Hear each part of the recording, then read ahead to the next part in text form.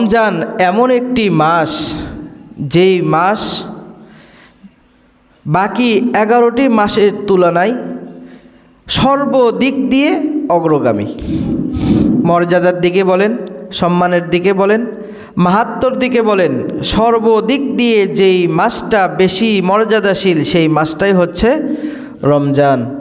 তার কিছু কারণ আছে, তো আমরা কারণগুলো জানব এবং এই রমজান মাসে করণীয় কি আমাদের, আমরা কি কি করব সেই বিষয়গুলো আমরা জানবো ইনশাআল্লাহ। আল্লাহ পাক রব্বুল আলামিন এই রমজান মাসেই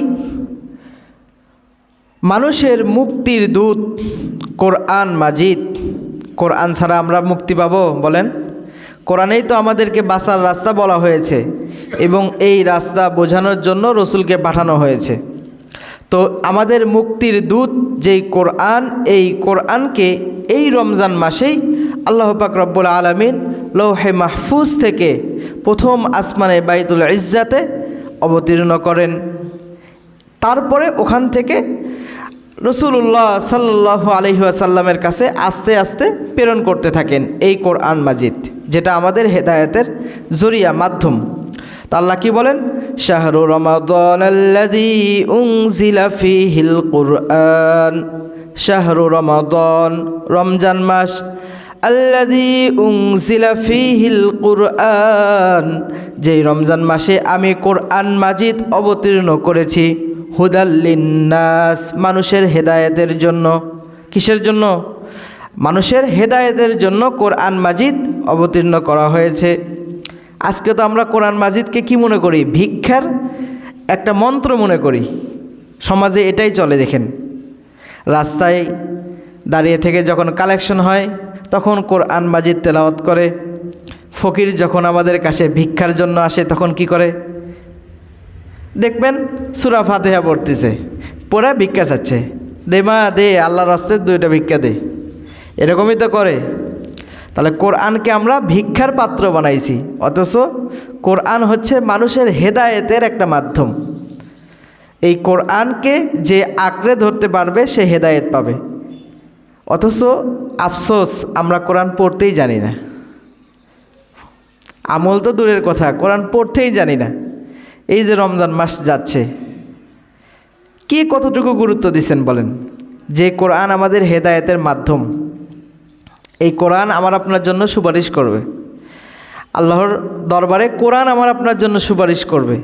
এই কোরআনকে আমরা অবহেলায় রাখছি। এটা শুধু ছোট বাচ্চাদের মক্তবের পড়া, আর আমরা টুকটাক নামাজে ওই সে মান্দাতা আমলের যে সূরা কেরাতগুলো জানি ওগুলোই আমরা চালাই। অন্ততপক্ষে দরকার ছিল এই রমজান মাসে মসজিদে মসজিদে কোরআন শিক্ষার একটা ব্যবস্থা করা, বয়স্ক ব্যক্তিদের কোরআন শিক্ষার একটা ব্যবস্থা করা। রমজানে তো কাজ নাই, মানুষের কাজ আছে, কাজ নাই। রমজানে মসজিদে মসজিদে কোরআন শিক্ষার ব্যবস্থা করা। হুজুর যারা আছে আমাদের, তারা আপনাদের কোরআন শিখাবে, সূরা ফাতিহাটা সহি করে কোরআন শিখাবে। অথচ সূরা ফাতিহা পড়তে জানেন না, আপনার নামাজ হচ্ছে না। শুধু শুধু একটা নিয়ম ফলো করতেছেন, আপনি পালন করতেছেন, ডিউটি পালন করতেছেন, কিন্তু প্রকৃতপক্ষে আপনার নামাজই হচ্ছে না। সূরা কেরাত সহি না হলে নামাজ হবে না। তো যাই হোক, আল্লাহ পাক রব্বুল আলামিন এই মাসে কোরআন অবতীর্ণ করেছেন, এই জন্য এই মাসের এত দাম। দ্বিতীয়ত হচ্ছে আল্লাহ রাসূল সাল্লাল্লাহু আলাইহি ওয়াসাল্লাম বলেছেন, ইযা কানা রমাদান ফুতিহাত আবওয়াবুর রাহমাহ, যখন রমজান মাস শুরু হয় আল্লাহ পাক রব্বুল আলামিনের রহমতের সমস্ত দরজাগুলো খুলে দেওয়া হয়। রমজান মাস শুরু হয়ে গেছে, রহমতের যতগুলো দরজা আছে আল্লাহ পাক রব্বুল আলামিন আমার আপনার জন্য খুলে দিয়েছেন। আমরা তো বুঝি না রহমত আর বরকত কি জিনিস, এই জিনিসটা আমরা বুঝি না। এটা বোঝার একটা মাধ্যম আছে, সেটা হচ্ছে দেখবেন অনেক সময় গোস্ত দিয়ে ভাত দিছে আপনাকে, কিন্তু খাইতে পারতেছেন না, ভালো লাগতেছে না, না ভালো লাগতেছে না। আবার এমনও সময় আছে আলু ভর্তা দিয়ে ভাত খাইছেন, আলহামদুলিল্লাহ আজকে মেলাগুলো খাইছি রে, সেই স্বাদ লাগলো। হয় না এমন? এরকম ঘুমায়েন না বাবাজি, হয় না? এমন তো হয়। এক সময় খুব দামি জিনিস ভালো লাগে না, আবার এক সময় খুব কম দামি জিনিস বা অল্প জিনিসেই তৃপ্তি হয়ে যায়। তো এটাই হচ্ছে রহমত আর এটাই হচ্ছে বরকত। বুঝে আসছে এখন? এছাড়া তো বোঝা সম্ভব না যে রহমত কী জিনিস, এটা দেখা যায় না কি এটাই এমন না। দেখবেন অনেক রোজাদার রোজা রাখছে, রোজা রেখে তার মুখে ভালো সুবহান আল্লাহ, আলহামদুলিল্লাহ, আল্লাহর প্রশংসার বাণী।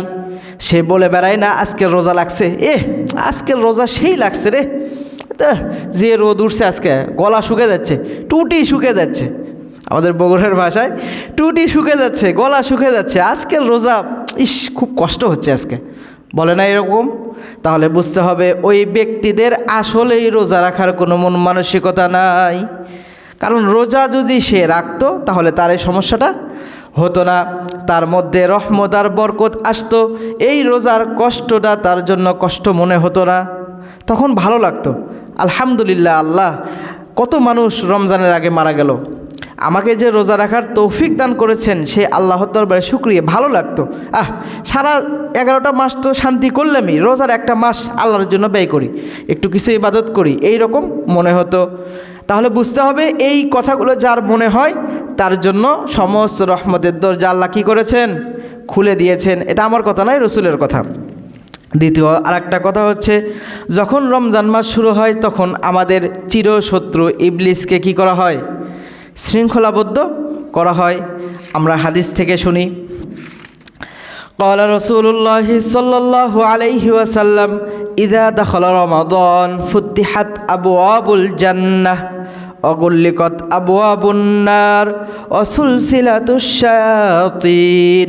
রাসূলুল্লাহ সাল্লাল্লাহু আলাইহি ওয়াসাল্লাম বলেছেন, যখন রমজান মাস শুরু হয়, ফুত্তিহাত আবওয়াবুল জান্নাহ, জান্নাতের সমস্ত দরজাগুলো খুলে দেওয়া হয়, অগুল্লিকত আবওয়াবুন নার, এবং জাহান্নামের সমস্ত দরজাগুলো বন্ধ করে দেওয়া হয়, অসুলসিলাতুশ শায়াতিন, এবং শয়তানকে শৃঙ্খলে আবদ্ধ করা হয়। রমজান মাস এই যে আমাদের শুরু হয়ে গেছে, শয়তান কিন্তু আবদ্ধ, শয়তান আর খোলা নাই, ধোকা দিতে পারে না। অন্য আর একটা হাদিস থেকে শুনি, আন আবি হুরায়রা রাদিয়াল্লাহু তাআলা আনহু قال قال رسول الله صلى الله عليه وسلم إذا كان أول ليلة من شهر رمضان صفدت الشياطين ومرضت الجنة। রাসূলুল্লাহ সাল্লাল্লাহু আলাইহি ওয়াসাল্লাম বলেছেন, যখন রমজানের প্রথম রাত্রি আসে, সুফিদাতিশ শায়াতিন, শয়তানকে শৃঙ্খলাবদ্ধ করা হয়, অমারাদতুল জিন্নাহ, এবং উশৃঙ্খল জিনদেরকেও শৃঙ্খলাবদ্ধ করা হয়। শুধু শয়তান না, কিছু জিন আছে, দুষ্ট জিন, মানুষকে ক্ষতি করে, এদেরকেও কি করা হয়? আবদ্ধ করে রাখা হয়, শৃঙ্খলাবদ্ধ করা হয়। অগুল্লিকত আবওয়াবুন নার, এবং জাহান্নামের সমস্ত দরজাগুলো বন্ধ করে দেওয়া হয়। ফালাম ইউফতাহ মিনহা বাব, কোনো একটি দরজাকেও আর খুলে রাখা হয় না। জাহান্নাম টোটাল বন্ধ, একবারে জাহান্নামের দরজা বন্ধ করে দেওয়া হয়। অফুত্তিহাত আবওয়াবুল জান্নাহ, এবং জান্নাতের সমস্ত দরজাগুলো খুলে দেওয়া হয়। ফালাম ইউগলাক মিনহা বাব, জান্নাতের কোনো দরজাই আর বন্ধ রাখা হয় না। ওয়ায়ুনাদি মুনাদিন, এবং একজন ঘোষণাকারী ঘোষণা করতে থাকে, ইয়া বাগিয়াল খাইর, হে কল্যাণকামী, আকবিল, অগ্রসর হও, হে কল্যাণকামী তুমি অগ্রসর হও। ওয়া বাগিয়াশ শাররি, হে পাপাচারে লিপ্ত ব্যক্তি, আকসির, ক্ষান্ত করো, বিরত করো, থেমে যাও। ওয়ালিল্লাহি উতাকাউ মিনান নার, আল্লাহ পাক রব্বুল আলামিন রমজানে অসংখ্য জাহান্নামী লোককে মুক্তি দিয়ে থাকেন। ওয়াযালিকা কুল্লাইল, এবং এটা প্রত্যেক রাতেই হতে থাকে। তাহলে আমরা লম্বা একটা হাদিস থেকে শুনলাম, যখন রমজান শুরু হয় সাথে সাথে শয়তান এবং উশৃঙ্খল দুষ্ট জিনদেরকে আবদ্ধ করে রাখা হয়, জাহান্নামের দরজাগুলো বন্ধ করে দেওয়া হয়। এর অর্থ কি? এর অর্থ হচ্ছে রমজান মাসে আল্লাহ পাক রব্বুল আলামিন সাধারণ একটা ছুটি ঘোষণা করেছেন। সারা দুনিয়ার যত মৃত ব্যক্তি আছে সকলের জন্য এই মাসটা ছুটি। এই মাসে আল্লাহ পাক রব্বুল আলামিন তাদের আযাবকে মাফ করে দিয়েছেন, জাহান্নাম টোটাল বন্ধ। এরপরে জান্নাতের সকল দরজা খুলে দেওয়া হয়েছে, কারণ এই মাসে আল্লাহ পাক রব্বুল আলামিন মানুষের জন্য রহমতের দরজা খুলে থাকেন। এখন আসেন, রহমতের দরজা কেমনে খুলে? আমরা তো সারাদিন না খেয়ে থাকি, কষ্ট হয়। রহমতের দরজা কেমনে খুলে? আপনারা বড় বড় যত ডাক্তার আছে, এই সমস্ত ডাক্তারদের থিওরিগুলো দেখবেন। তাদের কথা হচ্ছে, মানুষ যখন 13-14 ঘন্টা না খেয়ে থাকে তখন তার পাকস্থলী এটা ভালো হয়, সুস্থ হয়। শরীরে যত মৃত কোষ আছে, এই কোষগুলো মানুষের শরীরে রোগ জীবাণু সৃষ্টি করে। এই মৃত কোষগুলো ওই সময় ধ্বংস হয়ে যায়। মানুষের শরীরে যে ফ্যাট আর চর্বি আছে, যেটা মানুষকে ক্ষতি করে, এই সমস্ত চর্বিগুলো আমরা যে না খেয়ে থাকি তখন খাদ্যের কাজ করে, গলে গলে কি হয়? খাদ্যর অভাব পূরণ করে। এইভাবে বিভিন্ন ডাক্তারের থিওরি হচ্ছে, যদি কোনো ব্যক্তি অন্ততপক্ষে বছরে 25 থেকে 30 দিন 12-14 ঘন্টা না খেয়ে থাকতে পারে, তাহলে তার শরীরের মধ্যে যত ক্ষতিকর জীবাণু আছে, ক্ষতিকর কোষ আছে, এই সমস্ত ক্ষতিকর কোষগুলো মরে যায় এবং ওই ব্যক্তির শরীরটা সুস্থ থাকে। সুবহানাল্লাহ বলেন না? এটা ডাক্তারদের থিওরি, আমাদের মুসলমান ডাক্তার না, বিভিন্ন বিধর্মী ডাক্তারদের থিওরি। আপনারা ফোনে দেখতে পারেন বিষয়গুলো, বা কোনো ডাক্তারকে জিজ্ঞেস করেও শুনতে পারেন যে রোজা থাকলে মানুষের পাকস্থলীটা কিছুটা সময় বিরত থাকে, মানুষের হার্ট তা দুর্বল থাকে। এইরকমভাবে মানুষের শরীরের অনেকগুলো অঙ্গ প্রত্যঙ্গ, কারণ তাদের কাজ থাকে না, তারা একটু স্বস্তি পায়, এর কারণে মানুষের শরীর আরও সুস্থ হয়। তাহলে দেখেন, এই সময়ে এসে ডাক্তাররা এটা আবিষ্কার করে। আর 1400 বছর পূর্বে কে বলেছেন? মুহাম্মদুর রাসূলুল্লাহ সাল্লাল্লাহু আলাইহি ওয়াসাল্লাম আমাদের রোজার বিধান দিয়ে গেছেন। দেখবেন যাদের ডায়াবেটিসের রোগী সারা বছর কষ্ট করলেও রমজান মাসে তার শরীর অটোমেটিক ঠিক। দেখবেন ডায়াবেটিসের রোগীদের ডাক্তার বলে আপনারা রোজা রাখবেন, যখন দেখবেন ডায়াবেটিস কন্ট্রোল হচ্ছে না তখন আপনারা রোজা রাখবেন। কারণ না খেয়ে থাকার দ্বারা শরীরের মধ্যে ওই যে আপনার মিষ্টি কি সুগারের পরিমাণ বাড়ে না, এর দ্বারা অটোমেটিক ডায়াবেটিস কন্ট্রোলে চলে আসে রোজার মধ্যে। অথচ আল্লাহ রসুল বলছেন প্রত্যেক মাসে 3টা রোজা রাখা, আইয়ামে বীজের রোজা রাখা সুন্নাত। আল্লাহ রসুল বলে দিয়ে গেছেন। আসলে আমরা মুসলমান হয়েও ইসলামকে মানি না, আমরা ডাক্তারের কথা বিশ্বাস করি, কিন্তু ইসলামের কথা, হুজুরদের কথা এগুলো আমাদের বিশ্বাস হয় না, যে এগুলো কী বলে হুজুর। তাহলে এইভাবে আমাদের জন্য জান্নাতকে খুলে দেওয়া হয়, জান্নাতের সমস্ত দরজা খুলে দেওয়া হয় প্রত্যেকের জন্য। রোজাদারের জন্য জান্নাত থেকে হুর গিলমান ডাকতে থাকে। আমরা যত লোক আছি এখানে রোজা আছি সবাই, তো এই রোজাটা যদি আমার আপনার নাজাতের মাধ্যম হয়ে থাকে, পরিপূর্ণ রোজা হয়ে থাকে, তাহলে ওই জান্নাত থেকে জান্নাতের দরজা খুলে আমাকে আপনাকে নাম ধরে ডাকা হচ্ছে, আমার আপনাকে নাম ধরে ডাকা হচ্ছে যে উমুকের ছেলে উমুক, তোমার জন্য এই জান্নাত, তুমি মৃত্যুবরণ করবা, এই জান্নাতে আসবা। সুবহানাল্লাহ। তাহলে এই রকমভাবে জান্নাতের দরজা সবগুলো খুলে দেওয়া হয়, জান্নাতকে সুসজ্জিত করা হয়। এবং একজন ব্যক্তি ডাকতে থাকে, হে সৎকর্মকারী, তুমি অগ্রসর হও, তুমি সৎ কাজ করো, বেশি বেশি সৎ কাজ করো। রমজান মাসে সৎ কাজ করা অতি উত্তম। কেন? আমরা হাদিস থেকে শুনি, قال رسول الله صلى الله عليه وسلم من تقرب فيه بخصلة من الخير كان كمن أدى فريضة فيما سواه ومن أدى فريضة فيه كمن أدى 70 فريضة فيما سواه। রাসূলুল্লাহ সাল্লাল্লাহু আলাইহি ওয়াসাল্লাম বলেছেন, যে ব্যক্তি রমজান মাসে একটি নফল ইবাদত করলো, সে যেন অন্য মাসে ফরজ ইবাদত করার সওয়াব পাইল। সুবহানাল্লাহ। রমজান মাসে একটা নফল ইবাদত করলে অন্য মাসে একটা ফরজের সওয়াব, আর যে ব্যক্তি রমজান মাসে একটা ফরজ ইবাদত করলো, সে যেন অন্য মাসের 70টি ফরজ ইবাদত করার সওয়াব পেল। তাহলে রমজান মাসে দেখেন, এটা হচ্ছে একটা আমলের মাস। মানুষের যেমন ব্যবসার একটা সময় থাকে, আমরা রমজানকে বাড়াইছি ব্যবসার সময়। রমজান আসলে ব্যবসায়িকদের মুখে খুব হাসি, খুব ব্যস্ততা দেখবেন, সব বাদ দিয়ে ব্যবসা, কারণ রমজান মাসে কামাই বেশি হয়, বেচা কেনা বেশি হয়, লাভ একটু বেশি হয়। রমজান মাস বানাইছি আমরা ব্যবসার মাস। প্রকৃতপক্ষে রমজান মাস আসলেই ব্যবসার, তবে এটা দুনিয়াবি ব্যবসা নয়, এটা উখরবি আখিরাতের ব্যবসার মাস। রমজান মাস কিসের মাস? আখিরাতের ব্যবসার মাস, এটা দুনিয়ার ব্যবসার মাস নয়। এটা লটারির মতো। যেমন লটারি 10 টাকা দিয়ে ধরলে একটা মোটরসাইকেল পাওয়া যায়, লক্ষ লক্ষ টাকা পাওয়া যায়। তো ওই রকমভাবে রমজান মাসে ছোট একটা ইবাদত আপনি করবেন, আল্লাহ পাক রব্বুল আলামিন ওটা লটারির মতো হাজার হাজার গুণ সওয়াব বাড়ায় দেবেন। তাহলে রমজান মাসটা হচ্ছে এই রকম একটা মাস, কিন্তু আমরা এটা করব না। আমরা কি করব? অন্যদিকে যা কিছু করার সেটা করব। তো এরকম আহ্বানকারী আমাদের সবাইকে ডেকে বলছেন, হে কল্যাণকামী, তুমি কল্যাণের দিকে অগ্রসর হও, বেশি বেশি ইবাদত করো, আল্লাহ পাক রব্বুল আলামিনের বন্দেগী করো। আর বলেছেন, হে পাপাচার আসক্ত ব্যক্তি, হে খারাপ কাজ করনেওয়ালা ব্যক্তি, তুমি খারাপ কাজ থেকে বিরত হও, এখানেই থেমে যাও। রমজান মাসে কোনো খারাপ কাজ করো না।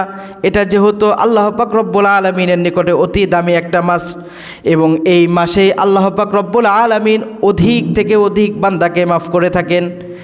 রোজাদারের জন্য 2টা সুসংবাদ। কয়টা সুসংবাদ? 2টা সুসংবাদ। একটা হচ্ছে দুনিয়াতে, আর একটা হচ্ছে আখিরাতে। দুনিয়ার সুসংবাদ হচ্ছে আল্লাহ পাক রব্বুল আলামিন রোজাদারের ইফতারের সময় দোয়া কবুল করেন, এবং রোজাদার ইফতার সামনে নিয়ে বেশি খুশি হয়। খুশি হন না আপনারা? সারাদিন কষ্ট করার পর দেখবেন ইফতারের আগ মুহূর্তে যখন ইফতার সামনে নিয়ে বসা হয়, তখন কি একটা আনন্দ লাগে। আর 2 মিনিট পর ইফতার, আর 1 মিনিট পর ইফতার, খুব ভালো লাগে ওই সময়। তো বলছেন এটা হচ্ছে খুশির একটা বিষয়। আর একটা বিষয় হচ্ছে রোজাদার যখন কিয়ামতের দিন আসবে, তখন আমি আল্লাহ তার প্রতিদান দিয়ে তাকে মাফ করে জান্নাতে দেব। তাহলে আমাদের দুনিয়াতেও লাভ, আখিরাতেও লাভ। এটা কাজের জন্য, রোজাদারের জন্য। এটা কিন্তু অন্য ব্যক্তিদের জন্য নয়। কাদের জন্য? রোজাদারের জন্য। এটা হাদিসের মধ্যে আছে। قال رسول الله صلى الله عليه وسلم إن لله عند كل فطر صدقة। রাসূলুল্লাহ সাল্লাল্লাহু আলাইহি ওয়াসাল্লাম বলেছেন, আল্লাহ পাক রব্বুল আলামিন প্রত্যেক ইফতারের সময় অসংখ্য জাহান্নামী ব্যক্তিকে ক্ষমা করে দেন। অসংখ্য জাহান্নামী ব্যক্তিকে ক্ষমা করে দেন। এখন আসেন আমরা কি করব তাহলে? আমরা রমজান মাসে কিছু কাজ করব। তার মধ্যে 1 নাম্বার কাজ হচ্ছে আমরা সহি শুদ্ধভাবে রোজা রাখব। আমি গত জুমায় আলোচনা করেছি, রোজারও কি আছে? বিভিন্ন দিক আছে। এই সমস্ত দিককে ফলো করে, এক কথায় শরীয়ত বিরোধী যত কাজ আছে সমস্ত কাজ থেকে বিরত থেকে যদি আপনি সকাল থেকে সন্ধ্যা পর্যন্ত না খেয়ে থাকেন, এটাকে কি বলা হবে? রোজা বলা হবে, পরিপূর্ণ রোজা বলা হবে। এইভাবে আমরা রোজা রাখবো। গান শুনবো না, মিথ্যা কথা বলবো না, চোখ দিয়ে খারাপ জিনিস দেখবো না, মানুষের ক্ষতি করব না, ওজনে কম দেব না, মানুষকে ঠকাইবো না। এই যত কাজ আছে এই সমস্ত কাজ থেকে বিরত থাকবো আমরা। 2 নাম্বার কাজ হচ্ছে আমরা ইফতারের সময় দোয়া করব। আল্লাহর দরবারে আমরা কি করব? ইফতারের সময় দোয়া করব। কারণ আমি আপনি জানি না তো আমার আপনার নাম কি জাহান্নামের খাতায় লেখা না জান্নাতের খাতায় লেখা। যেহেতু আল্লাহ রসুলের কথা সত্য, এটা মানতে হবে, বিশ্বাস করতে হবে। অসংখ্য লোককে আল্লাহ রাব্বুল আলামিন মাফ করে থাকেন। কত আল্লাহর বান্দা আছে দেখবেন ইফতারের সময় অঝোর নয়নে চোখের পানি ফালায়, নিজের অতীতের গুনাহগুলো স্মরণ করে আল্লাহর কাছে মাফ চায়। তো ওই ব্যক্তিদেরকেই তো মাফ করবেন। আমি আপনি সলিমদ্দি কলিমদ্দি ইফতার নিয়ে দুনিয়াবি গল্প শুরু করে দিছি, আমাকে আপনাকে মাফ করবেন? আল্লাহর এতই ঠেকা পড়ছে।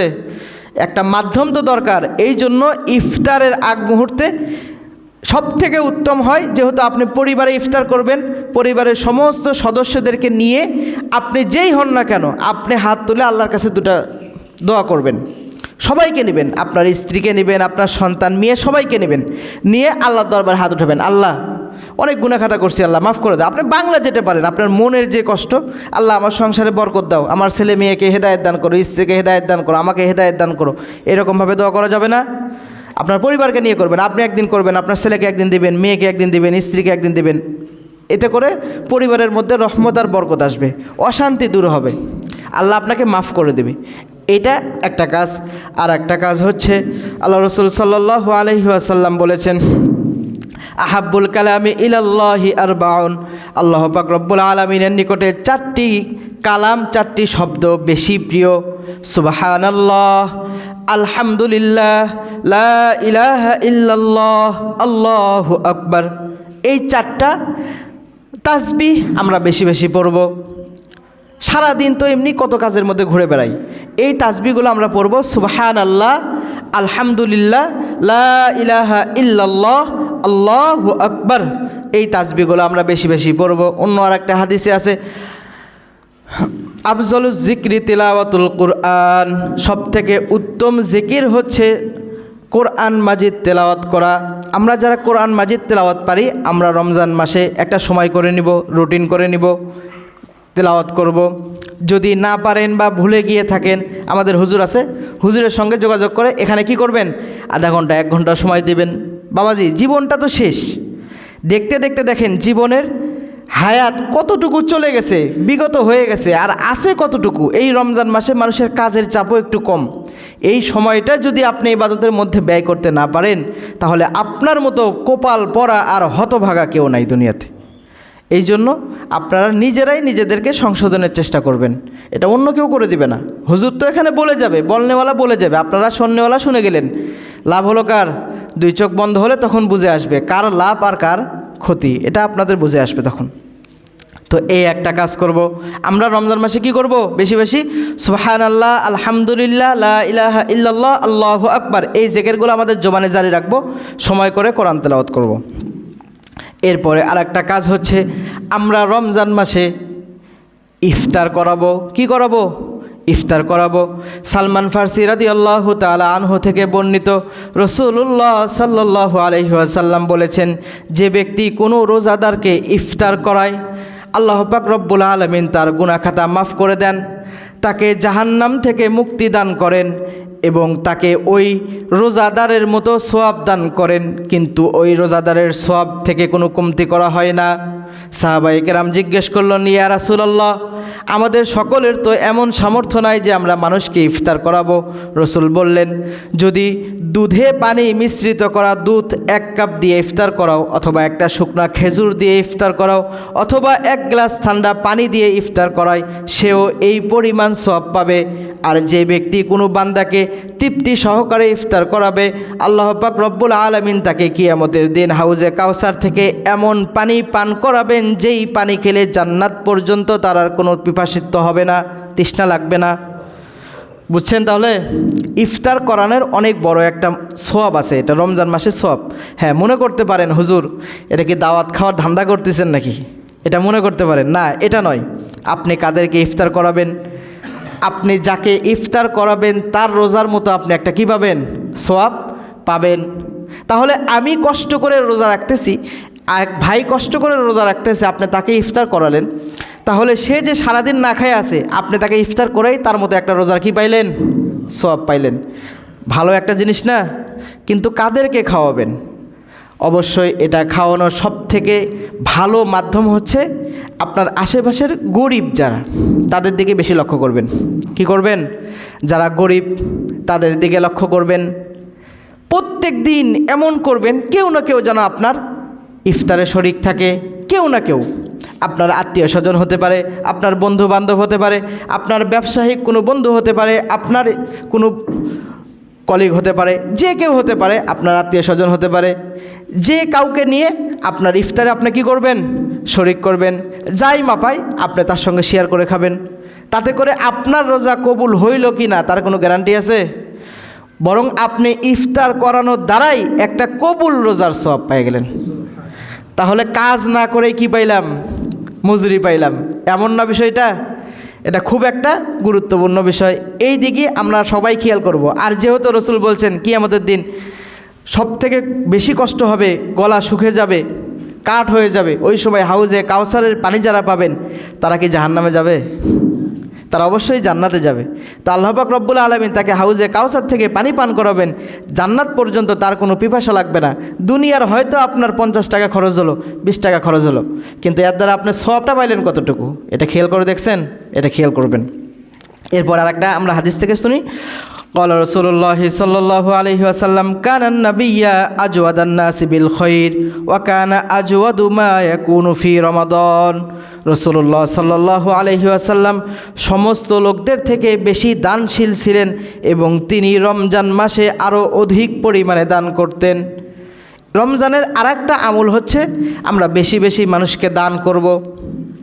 কাকে দান করব? যার কোটি কোটি টাকা আছে তাকে হাদিয়া দিব? না, তাকে নয়। আমরা কাকে হাদিয়া দিব? যার দরকার তাকে দেব। খুঁজে খুঁজে আপনার আত্মীয় স্বজনের মধ্যে যারা গরিব আছে তাদেরকে দেবেন। তারপরে সমাজের মধ্যে দেখবেন আপনার প্রতিবেশীর মধ্যে যারা গরিব আছে, অনেকে দেখবেন খুব কষ্ট করে দিন চলে, মানুষের কাছে হাত পাতে না কিন্তু কষ্ট করে চলে, আছে না এরকম সমাজের মধ্যে? এই রকম খুঁজে খুঁজে বলতে পারেন হুজুর আমার সামর্থ্য নাই, আপনি যা খাচ্ছেন আপনার থেকে একজন গরিব আছে, তা আপনি সেখান থেকে যতটুকু আপনার মনোভূত হয় আপনি তাকে দেন, দান করেন।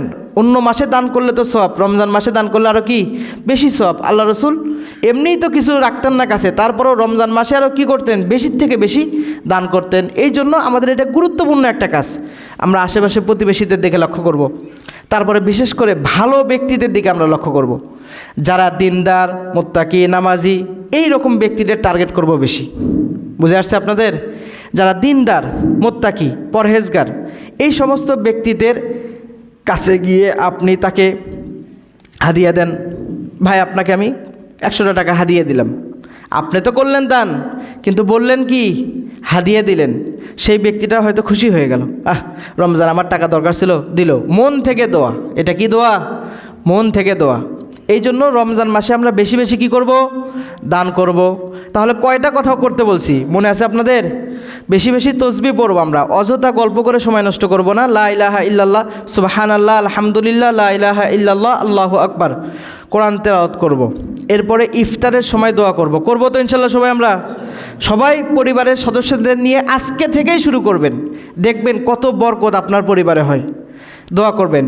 এরপরে আমরা কি বললাম? রমজান মাসে বেশি বেশি দান করা, আমরা রমজান মাসে মানুষদেরকে খুঁজে খুঁজে দান করব। তো যে কথাগুলো বলা হলো, আল্লাহ পাক রব্বুল আলামিন আমাকে সহ আপনাদের সকলকে করার তৌফিক দান করুক। ওয়া আখিরু দাওয়ানা আলহামদুলিল্লাহি রাব্বিল আলামিন।